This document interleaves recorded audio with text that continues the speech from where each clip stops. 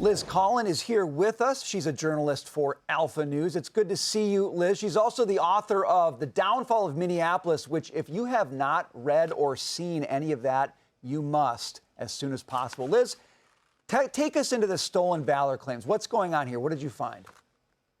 Yeah, thank you for having me, you guys. Good to see you. Yeah, these are claims that date back years that are substantiated at this point, and it's interesting that this is finally now catching up to him. Just a bit about me: I have a corporate media background. That's where I spent nearly 20 years of my career, 15 of them in the Minnesota media. But I left due to all of these lies and really the refusal, it seems, to hold many of these powerful people accountable. So this story dates back to 2022 when I was able to do a series of stories, 3 command sergeant majors, actual retired command sergeant majors who came forward when Governor Walz was running the second time around for re-election in Minnesota. And he's been using this retired command sergeant major rank when clearly that's not what he is. He's a retired master sergeant, and that's well documented in his records from the National Guard. But what's interesting is that these guys came forward, and Walz was in the room with all of them talking about this deployment. So it's interesting how some of the press now is trying to say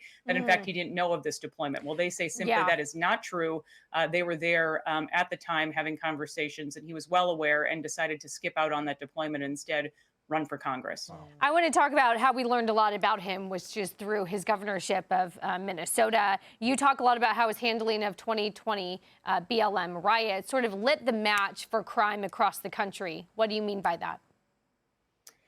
Yeah, so I first put out a book, They're Lying, The Media, the Left, and the Death of George Floyd, that really details how the truth should have been told. And if it would have been told from the beginning, I think we simply would not be here having this conversation. The body camera footage in this incident is withheld from the public. That's never happened before in a Minneapolis critical incident.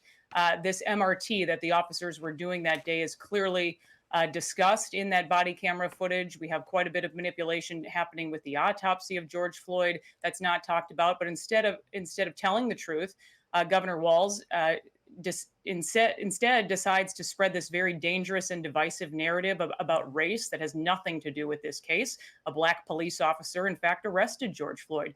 George Floyd was arrested a year earlier. Governor Walz could have been talking about that and how there is a striking similarity in those arrests that took place. So he was privy to a lot of this information. Rather than telling the truth, he lied. And that led then to The Fall of Minneapolis. Yeah. The documentary, it's free. Go to thefallofminneapolis.com. I think nearly 10 million views so far. We put it out several months ago, but it really does detail this failed leadership in Minnesota. Liz, it's an important piece for people to see. You have an important voice. Thank you for sharing it with us today. We appreciate it. I appreciate you guys. Thank you.